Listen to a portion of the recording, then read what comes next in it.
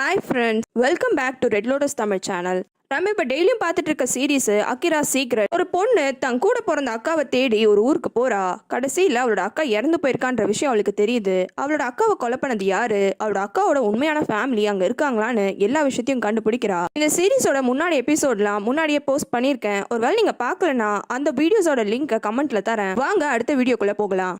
யுஞ்சி மனசாட்சியே இல்லாமல் நிறைய விஷயம்லாம் பண்ணுறா. இதெல்லாம் பார்த்துட்டே இருந்த யூனாவோட பாட்டியும் அவங்க பையனான அசம்பிளிமேனை கூப்பிட்டு இதோட யுஞ்சியோட கனெக்ஷனை கட் பண்ணிட்டு டைவர்ஸ் பண்ணிடு, இதுக்கு மேலே போச்சுன்னா ரொம்ப மோசமாக தான் போயிட்டே இருக்குன்ட்டு சொல்கிறா. அசம்பிளிமேனும் சப்போர்ட் பண்ணி பார்க்குறான். ஆனால் ஒரு பாயிண்ட்க்கு மேலே அவனால் சப்போர்ட் பண்ண முடியல. சரிம்மா, நான் என்ன ஏதுன்ட்டு பார்க்குறேன், அவளை ஒழுங்காகவும் நடந்துக்க சொல்கிறேன்ட்டு சொல்கிறான். கியோனை அவனோட இன்வெஸ்டிகேட்டரை மீட் பண்ணுறான். அந்த இன்வெஸ்டிகேட்டரு மெடிக்கல் ஷாப் லேடிக்கு கியோனோட அப்பா ஸ்கூலில் எழுதி வச்சுட்டாருன்ற விஷயத்த சொல்கிறான். இந்த விஷயம் தெரிஞ்சோடனே கியோனுக்கு கோவம் வந்தது. அதேபடி போர்டோட அத்தாரிட்டி இல்லாமல் தனியாக நீங்கள் இல்லீகலாக எப்படி ஒரு டீலிங்கை பண்ணியிருப்பீங்க, உங்களுக்கு தனியாக இந்த ஓனர்ஷிப் யார் கொடுத்தா, எப்படி இப்படிலாம் பண்ணுவீங்கன்ட்டு கேட்குறான். இதனால கியோனுக்கும் அவனோட அப்பாவுக்கும் சண்டையை வந்துடுது. சும்மாவே கியோனு அசம்பிளிமேன் தான் ஹைஜினை கொலை பண்ணான்ட்டு சொல்லிட்டு இருக்கான். இதில் இந்த மாதிரி வேற ஒரு டீலிங் பண்ணியிருந்தா கண்டிப்பாக நீங்கள் தான் கொலை பண்ணியிருக்கீங்க, அதனால தான் ஆன்ட்டி உங்களை மிரட்டி இருக்காங்க, நீங்களும் பயந்து ஸ்கூலில் எழுதி கொடுத்துட்டீங்கன்னு சண்டை போடுறான். அந்த அசம்பிளிமேனுக்கு ரொம்ப கோவம் வந்துடுது. கியோனை கழுத்தை பிடிச்சி இங்கே பாரு, வாயை மூடிட்டு தேவையில்லாம இந்த மாதிரிலாம் பண்ணாதன்ட்டு கத்துறான். இன்னொரு பக்கம் யுஞ்சிக்கு இதை விட ரொம்ப ஷாக்காக இருக்கு. அவள் இவ்வளோ நாளா ஹைஜினும் அவளுக்கும் இருக்க ரிலேஷன்ஷிப் யாருக்கும் தெரியாதுன்னு நினச்சிட்டு இருக்கா.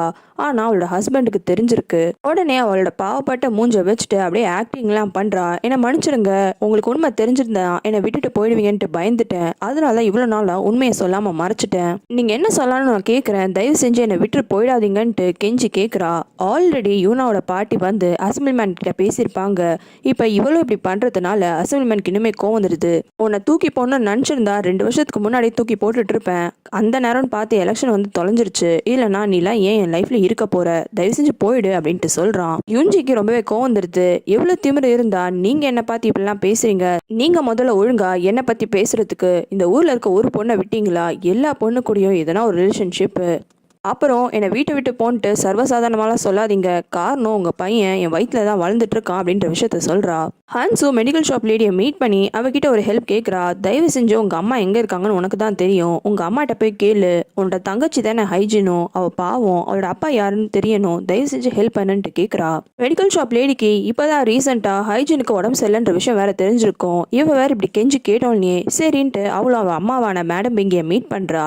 மேடம் பேங்கி கிட்ட ஹைஜீன் கிட்ட என்னன்னு சொன்னீங்க, அவளோட அப்பாவை ஐடென்டிஃபை பண்றதுக்கு சில விஷயம்லாம் சொன்னீங்களாமே, என்ன விஷயம் அது சொல்லுங்கம்மா அப்படின்ட்டு கேட்குறா. இவ இப்படி திரும்பி திரும்பி கேட்கும் போது திடீர்னு மேடம் பேங்கிக்கு ஹைஜீனே கேள்வி கேட்குற மாதிரி இருக்கு.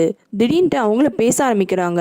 ஆனா அவங்க சொல்ற ஒரே ஒரு வார்த்தை யூனா அப்படின்றது மட்டும்தான். பாவு ஒரு ஸ்பெஷல் ஸ்கூலுக்கு போறான். இது தெரிஞ்சோடனே யூனாவும் பாவு மீட் பண்ணி கொஞ்ச நேரம் பேசுறா. அந்த ட்ரெஷர் பாக்ஸ் எங்க போச்சு நம்மளுதுன்னு தெரியல, வேற ஒரு ட்ரெஷர் பாக்ஸ் தான் கிடைச்சிருக்குன்னு 2 பேருமே ஃபீல் பண்றாங்க. எல்லா விஷயத்தையும் யோசிச்சுட்டு யூனாவும் வீட்டுக்கு நடந்து போறா. அப்ப புதுசா ஓபன் பண்ண ஒரு கடையை பாக்குறா. அந்த கடையோட விண்டோல வுட்டால செஞ்ச நிறைய விஷயங்க வச்சிருக்காங்க. இது இந்த மில் ஓனரோட புது கடை. அங்க நிறைய பொருளுங்க இருக்கு. ஆனா யூனாவோட கண்ணு ஒரு உட்டன் பாக்ஸ் மேல தான் விழுது. அதை ரொம்ப நேரமா பார்த்துட்டே இருக்கா. காயிங் உடம்பு இல்லாதனால டிராயிங் டீச்சரும் அடிக்கடி போய் காயிங்க பாக்குறான். அப்ப காயிங்கும் எங்க அம்மா சொன்ன விஷயத்த நான் கேட்டிருக்கணும், எங்க அம்மா சொன்னது எல்லாமே கரெக்டு தான், நான் தான் அம்மா பேச்சை கேட்காம அன்னைக்கு நைட் அப்படி போய் பண்ணிட்டேன். எங்க அம்மா ஸ்பெசிஃபிக்காக என்கிட்ட கூப்பிட்டு சொல்லியிருக்காங்க, விசில் அடிக்கிற ஆளை பார்த்தனா அந்த பக்கமா போகாதன்ட்டு. ஆனா நான் போய் அந்த ஆள்கிட்டயே மாட்டிட்டேன் தெரியுமா. நான் ஏந்துக்கும் போது அந்த ஆள் விசில் அடிச்சுட்டு தான் இருந்தான், அதனால தான் நான் பயந்தடிச்சுட்டு மழையில மாட்டிக்கிட்டேன், என் மேல தான் தப்பாயிடுச்சுன்ட்டு ஃபீல் பண்றா. இவ இப்பெல்லாம் பேசும்போது இந்த டிராயிங் டீச்சரோட மூஞ்சு டோட்டலா மாறிடுது. அவன் நிறைய விஷயத்த கனெக்ட் பண்றான். அன்னைக்கு நைட்டே இந்த மெடிக்கல் ஷாப் லேடி வந்து நம்ம இந்த இடத்துக்கு மூவ் ஆயிடலாம், வேணாம் இந்த இடமே அகிராவே நம்மளுக்கு தேவையில்லைன்ட்டு சொல்றா. ஆனா டிராயிங் டீச்சர் கோமா நான் இந்த இடத்த விட்டு வர மாட்டேன்ட்டு சொல்லிடுறான். எதுக்காக இவ்வளவு எல்லாம் கோவப்பட்டான்னு யோசிக்கும் போதுதான் டிராயிங் டீச்சர் ஒரு புது விஷயத்த சொல்றான். ஹைஜீனுக்கு இருக்கிற அதே டிசீஸ் தான் இப்ப காயிங்க்கும் வந்திருக்கு. காயிங்க என்னோட தங்கச்சி, இதுக்கு எல்லாத்துக்கான காரணமும் என்னோட அப்பா தான், அவரை முதல்ல நான் நிறுத்தியே ஆகணும்ட்டு கோவப்படுறான். அந்த பெரிய பாஸோட ஆளுங்க ஹெட் ஆஃபீஸரை அடிச்சிடுறாங்க. அதுக்கப்புறமா இவரை ஹாஸ்பிட்டலையும் சேர்த்துடுறாங்க. ஆனால் ஹெட் ஆஃபீஸரு அந்த பெரிய பாஸோட பேரை சொல்லாமல் சும்மா சண்டை நடந்தது அதில் மாட்டிக்கிட்டேன்னு மட்டும் சொல்கிறான். இந்த ஹெட் ஆஃபீஸரோட அந்த ஹெட்டுமே சரி இந்த மாதிரி தேவையில்லாத வேலைலாம் பண்ணாத, உன்னோட சஸ்பென்ஷனை எடுக்க சொல்லி நானும் சில பேர்கிட்ட பேசியிருக்கேன், அது வரைக்கும் கொஞ்சம் தொல்லை கொடுக்காம இருன்ட்டு திட்டுறாரு. அதுக்கப்புறமா பார்க்கும் ஒரு புது இன்ஃபர்மேஷனை இந்த ஹெட் ஆஃபீஸர் கிட்ட சொல்கிறான். அந்த பெரிய பாஸ் இருக்கான்ல, அவன் இறந்து போயிட்டான். 2 நாளா சாப்பாடு தண்ணி இல்லாமல் காட்டிலே சுற்றிட்டே இருந்திருக்கான். அதுக்கப்புறமா அவனை டெட் பாடியாக தான் கண்டுபிடிச்சிருக்காங்கன்ற இன்ஃபர்மேஷனை சொல்கிறான். இதை கேட்டோன்னே ஹெட் ஆஃபீஸரு அப்போ அவ்வளோதான் கேஸு அப்படின்ட்டு பெருமூச்சு விடுறான். அந்த மில் ஓனரு அவன் பொண்ணு கூட விளையாடிட்டு இருக்கா. அப்போ அங்கே வந்து அந்த மில் ஓனரோட ஒய்ஃபும் ஒரு குட் நியூஸு, நம்ம பொண்ணுக்கு அவ்வளோலாம் பிரச்சனை ஆகாதான், அந்த டிசீஸ்க்கு ஒரு ப்ராப்பர் அட்டென்ஷன் கொடுத்தா கண்டிப்பாக சரியாயிடும்ட்டு டாக்டர் சொன்னாங்கன்ட்டு சொல்கிறா. இதை கேட்டு அந்த மில் ஓனரும் சாரி என்னால் தானே இவ்வளோ பிரச்சனையோ நம்ம குழந்தைக்கு அப்படின்ட்டு சொல்கிறான். ஆனால் ஒய்ஃபோ பரவாயில்லங்க நம்ம பார்த்துக்கலாம், ஆனால் அவங்கள நினச்சாதான் கொஞ்சம் பயமாக இருக்குது, எனக்கு பயமாகவே இருக்குன்ட்டு சொல்கிறா. அவங்க யாரை மீன் பண்ணி சொல்கிறாங்கன்ட்டு தெரியல. அப்போ கரெக்டாக லேடி பாயும் அங்கே வந்துடுறான். வந்தவனும் இந்த மில் ஓனரை கூப்பிட்டு எதுக்காக உங்கள் ஒய்ஃப் போய் சொன்னாங்க, ஹன்ஸ் இங்கே வந்து கேட்டிருக்கா 2 வருஷத்துக்கு முன்னாடி யார் இருந்தீங்கன்ட்டு, ஆனால் உங்கள் ஒய்ஃபு வேணும்னே பொய் சொல்லியிருக்காங்க 2 வருஷத்துக்கு முன்னாடி இங்கே யாருமே இல்லைன்ட்டு, எதுக்காக இந்த மாதிரி ஒரு பொய் சொன்னீங்கன்ட்டு கேட்குறான். அந்த மில்லோனரோ சரி ஏதோ பொய் சொல்லிட்டா, இப்போ எதுக்காக நீ கேட்குற அப்படின்ட்டு கேட்குறான். ஆனால் லேடி பாய் இப்போயாச்சும் உண்மையை சொல்லுங்க, உங்களுக்கும் ஹைஜீனுக்கும் என்ன ரிலேஷன்ஷிப்ன்ட்டு கேட்குறான். யுஞ்சிக்கு ஸ்கூலு அவளோட தங்கச்சிக்கு போச்சுன்னு தெரிஞ்ச உடனே கோமா அவள் தங்கச்சியை போய் திட்டுறா. அது மட்டும் இல்லாமல் என்னோட ஹஸ்பண்ட் கிட்ட எவ்வளோ விஷயத்த சொல்லி வச்சிருக்க, அதை சொல்லி தொலை, எதுக்காக தேவையில்லாமல் இந்த மாதிரி பிளாக்மெயிலாம் பண்ணுறானு திட்டுறா. ஆனால் மெடிக்கல் ஷாப் லேடி பயப்பெல்லாம் மாட்டிக்கிறா. என்ன நீ தேவையில்லாம வந்து எங்கிட்ட சண்டை போட்டுட்டு இருக்க, எதுவாக இருந்தாலும் உன் ஹஸ்பண்ட் கிட்ட போய் கேளு, எனக்கும் அவருக்கும் தான் டீலிங்கு. அதுக்கப்புறமா இன்னொரு விஷயம் சொல்ல மறந்துட்டேனே, ஹன்சு ஹைஜீனோட அப்பா யாருன்னு ரொம்ப தீவிரமாக தேடிட்டு இருக்கா. இப்போ உன் லைஃப் என்ன ஆக போகுதுன்னு யோசிச்சு பாரு அப்படின்னு சொல்றா. இது தெரிஞ்ச உடனே யுஞ்சி உடனே ஹன்சுவை மீட் பண்ணி தயவு செஞ்சு தேவையில்லாம நோண்டாத, ஹைஜனோட அப்பா யாருன்னெலாம் தேடாதன்ட்டு சொல்றா. ஹன்ஸுக்கு ஒன்றுமே புரியல, எதுக்காக யுஞ்சி திடீர்னு வந்து இப்பெல்லாம் சொல்கிறாளேன்ட்டு யோசிக்கிறா. யுஞ்சியோ ஹைஜன் நினச்சா எனக்கும் கஷ்டமாக தான் இருக்குது, ஆனால் ஹைஜன் தான் இறந்து போயிட்டாலே, இங்கே உயிரோடு இருக்கவங்களாம் இன்னும் உயிரோடு இருக்க வேணாமா, உனக்கு எவ்வளோ காசு வேணாலும் கேளு, என்ன வேணாலும் கேளு, உனக்கு இங்கே வேணுமா இல்லை கனடாவில் வேணுமா, எங்கே வேணும்னாலும் நான் உனக்கு அழகான லைஃப்பை செட் பண்ணி தரேன், தேவையில்லாம இதை திரும்பியும் நோண்டாதன்ட்டு கேட்குறா. ஆனால் ஹன்சுக்கு இதெல்லாம் தேவை கிடையாது, அதனால் மூஞ்சுக்கு நேராகவே எனக்கு எல்லாம் தேவையில்லைன்ட்டு சொல்லிடுறா. ஹன்சு பண்ணுற இதுவுமே ஹைஜீன் மாதிரி தான் இருக்குது, அதனால யுஞ்சி உன் அக்கா மாதிரி நீயும் பண்ணுன்ட்டு கோவமா அங்கேருந்து கிளம்பிடுறா. இந்த ஹாஸ்பிட்டல் ரெக்கார்ட்ஸ் மூலயமா அந்த அப்பா யாருன்ற விஷயத்தை தெரிஞ்சுக்கிறதுக்காக ஹன்சு ட்ரை பண்ணியிருப்பா. ஆனால் பார்க்கும் என்னாலேயே அந்த இன்ஃபர்மேஷனை எடுத்து தர முடியாது, அது லா பிரேக் பண்ணுற மாதிரி இருந்தாலும் என்னால் என்ன முடியுமோ அதை ட்ரை பண்ணி உனக்கு ஹெல்ப் பண்ணுறேன் அப்படின்ட்டு சொல்கிறான். இது விஷயமா அந்த டிடெக்டிவ் மீட் பண்ணி கேட்குறான். ஆனால் அந்த டிடெக்டிவோ அந்த பேஷண்ட்டுக்கும் அந்த ரேப்போ இல்லை மர்டருக்கும் கனெக்ஷன் இருக்கான்னு நம்ம கிட்ட ப்ரூஃபே கிடையாது, அது கிடைக்காம நம்ம எப்படி ஹாஸ்பிட்டலில் இருந்து அந்த இன்ஃபர்மேஷனை வாங்க முடியும். இவங்க இப்படி பேசிட்டு இருக்கும் போது தான் இன்னொன்று ஒரு விஷயம் நடக்குது. இந்த லேடி பாய் ஒரு ஸ்வீட் பாய்ன்ற ஐடி மூலயமா உங்களுக்கு புக்ஸ் ஆர்டர் பண்ணணுமா, இந்த லிங்கை கிளிக் பண்ணி ஆர்டர் பண்ணுங்கன்ட்டு கொடுத்துருப்பான். இந்த போலீஸும் அந்த லிங்க் மூலயமா சில புக்ஸ் ஆர்டர் பண்ணியிருப்பாங்க. இப்போ இந்த ஆர்டர் பிளேஸ் பண்ண புக்ஸை எல்லாமே இந்த அட்ரஸ்ல இருந்து உங்களுக்கு கிடைக்கும்ன்ட்டு ஒரு மெசேஜ் வந்திருக்கு.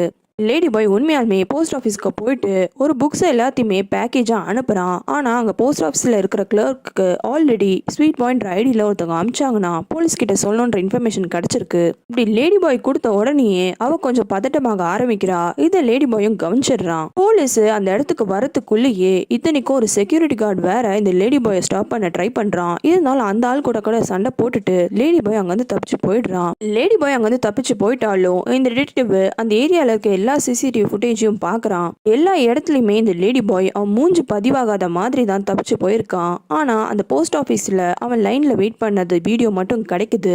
அப்போ கையில் ஒரு காஃபி கப்பை வச்சு குடிச்சிட்டு இருக்கான். உடனே இவங்களும் அந்த காஃபி கப்பை குப்பத்தொட்டிலேருந்து எடுத்து அதில் இருக்க ஃபிங்கர் பிரிண்ட் மூலயமா டேட்டா பேஸோட எதனா மேட்ச் கிடைக்குதான்ட்டு தேடுறாங்க. போஸ்ட் ஆஃபீஸ்லேருந்து தப்பிச்ச லேடி பாயும் திரும்பியும் பத்திரமா வீட்டுக்கு வந்துடுறான். அவனோட லெபார்ட்டரிக்கு போயிட்டு அங்கேருந்து ஹன்ஸுக்கு ஒரு மெசேஜ் அனுப்புகிறான்.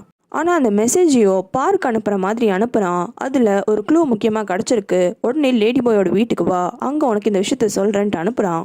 ஆனால் பார்க்கோ அந்த போலீஸ் ஸ்டேஷனில் தான் இருக்கான். அந்த டிடிவி இவங்கிட்ட பேசிகிட்டு இருந்திருப்பாரு. ஆனால் திடீர்னு அந்த சீரியல் கில்லர் அலர்ட் வந்தோடனே இவனை விட்டுட்டு போயிட்டு இருப்பாரு. அப்போ அந்த இடத்துல ஃபைல்ஸ் எல்லாமே ஓப்பனில் இருக்குது. அது எல்லாத்தையுமே பார்க்குறான். அப்போ தான் அந்த லாஸ்ட் விக்டிமோட ஃபோட்டோவும் அவன் கண்ணில் மாட்டுது. அந்த ஃபைலில் அந்த லாஸ்ட் விக்டிம் சிரிச்ச மாதிரி இறந்து போன ஃபோட்டோவும் அந்த பொண்ணோட போஸ்ட்மார்ட்டம் ரிப்போர்ட்டும் இருக்குது. ஆல்ரெடி அந்த டாக்டர் சொல்லும் போதே நம்ம பார்த்துருப்போம், அந்த பொண்ணுக்கு இது எக்ஸ்பெரிமெண்ட் மாதிரி நிறைய ட்ரக்ஸ் எல்லாம் கொடுத்து சிரிக்க வச்சிருப்பாங்கன்னு. இது எல்லாத்தையுமே படித்தோன்னே பார்க்குக்கு ஒரு விஷயம் தோணுது. அந்த லேடி பாய் வீட்டில் இருந்து ஒரு வெப்சைட் ஐடி கிடச்சிருக்கும். அந்த வெப்சைட்டை ஓப்பன் பண்ணி பார்க்குறான். பார்த்தா அதில் இருக்கிற ஃபேஸும் அந்த விக்டிமோட ஃபேஸும் ஒரே மாதிரி இருக்கு. ஹன்ஸும் இன்னொரு விஷயம் சொல்லியிருப்பா, அந்த லேடி பாய் ஏதோ ஹாப்பினஸ் ட்ரக்னு தயாரிச்சிட்டு இருக்கானா அப்படின்னு. அதையும் யோசிச்சு பார்க்குறான். ஹன்ஸுக்கு இது விஷயமா கேட்கணுன்ட்டு கால் பண்ணுறான். ஆனால் ஹன்ஸுவோ இதோ உன்னை பார்க்க தான் நான் வந்துட்டேன் அப்படின்ட்டு சொல்கிறா. நம்மளை பார்க்க தான் இவன் வந்திருக்காளான்ட்டு பார்க்கும் குழம்பி போறான். ஆனா ஹன்ஸுவோ அந்த மெசேஜ் தான் உண்மைன்னு நினைச்சு லேடி பாயோட வீட்டுக்கு தான் போறா. யூனா அந்த மில்லனரோட கடையில இருந்து அந்த உட்டன் பாக்ஸையும் வாங்கிடுறா.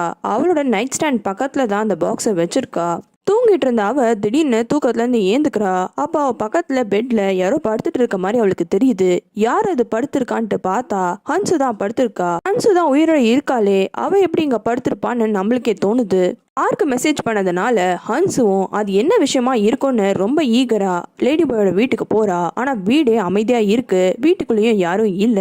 இவளும் வீட்டை சுத்தி முத்தி பார்த்து அந்த பேஸ்மெண்ட் டோரையும் ஓபன் பண்ணிடுறா. கீழே லேபுக்கும் போயிடுறா. இன்னொரு பக்கம் போலீஸ் அந்த காஃபி கப்ல இருந்து ஃபிங்கர் பிரிண்ட் மேட்சை கம்பேர் பண்ணி பார்க்கும்போது ரிசல்ட் இந்த லேடி பாயோட போட்டோ தான் வருது. பேஸ்மெண்ட்க்கு போன ஹன்ஸும் அங்க ஒரு செவரை பாக்குறா. அது ஃபுல்லாவே ஹைஜீனோட போட்டோஸும் அவர் ரிலேட்டட் நியூஸ் ஆர்டிக்கிளுமா இருக்கு. அதை பார்த்து அவ ஷாக் ஆகும் போது பின்னாடி ஒரு வாய்ஸ் கேக்குது. எடுத்த போட்டோ எல்லாமே ரொம்ப அழகா இருக்குல்லன்னு. அது அந்த லேடி பாய் தான். அவளும் பயத்தோட திரும்பி பாக்குறா. பலார்னு அந்த லேடி பாய் கையில ஒரு கட்டையை வச்சு ஹன்ஸோட மண்டையிலே அடிச்சிடுறான். ஹன்ஸு அங்கேயே மயக்க போட்டு விழுந்துடுறா. ஹன்ஸுவை இவன் என்ன பண்ண போறான்னு நீங்க நினைக்கிறீங்க? கமெண்ட்ல சொல்லுங்க. உங்களுக்கு வேற சீரிஸ் பார்க்கணும்னா கமெண்ட்ல சொல்லுங்க.